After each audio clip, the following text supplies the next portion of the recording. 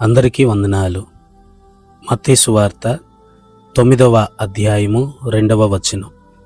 కుమారుడా, ధైర్యముగా ఉండుము, నీ పాపములు క్షమింపబడి ఉన్నవని పక్షవాయువు గలవానితో చెప్పెను. ప్రభు దగ్గరికి కొంతమంది వ్యక్తులు పక్షవాతం రోగంతో మంచం బట్టి ఉన్న ఒక వ్యక్తిని తీసుకుని వస్తే యేసు ప్రభు ఆ వ్యక్తితో స్వస్థత ఇస్తాను, మరలా నిన్ను మంచం మీద నుండి లేపుతాను అని చెప్పకుండా పాపాలు క్షమించబడ్డాయి గనుక ధైర్యంగా ఉండు అన్నాడు. ఎందుకు అన్నాడో ఈ వాక్యంలో ఉన్న కొన్ని 3 విషయాలు మనం తెలుసుకుందాం. మొదటిది, ఈ వాక్యం ద్వారా మనం నేర్చుకోవాల్సింది 1, భూ సంబంధమైన అన్నిటికంటే పాప క్షమాపణ చాలా ముఖ్యమైనది అని మనం గమనిస్తున్నాం. భూ సంబంధమైనవి ఎన్ని దేవుడు మనకిచ్చినా మనం సంపాదించుకున్నా ఒకానొక రోజు అవి మనల్ని విడిచిపెట్టి వెళ్ళిపోవచ్చు, లేక మనమే వాటిని ఏదో ఒక రోజు విడిచిపెట్టి వెళ్ళిపోవచ్చు.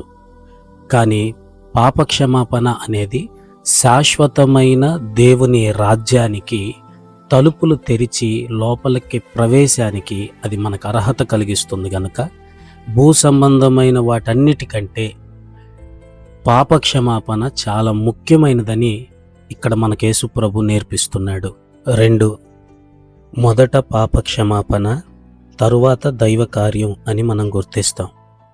అతడు పాపక్షమాపణ పొందుకున్న తరువాతే దేవుడు అతన్ని స్వస్థపరిచినట్లుగా ఆ లేఖనంలో మనం చూస్తాము.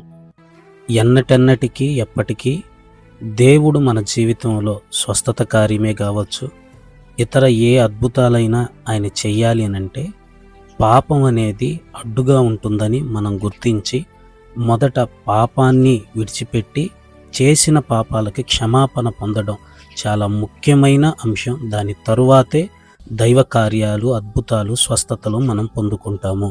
3, పాపములు క్షమించటానికి యేసుక్రీస్తుకు సంపూర్ణ అధికారం ఉందని మనం కింద వచనాలకు వచ్చినప్పుడు గుర్తిస్తాం.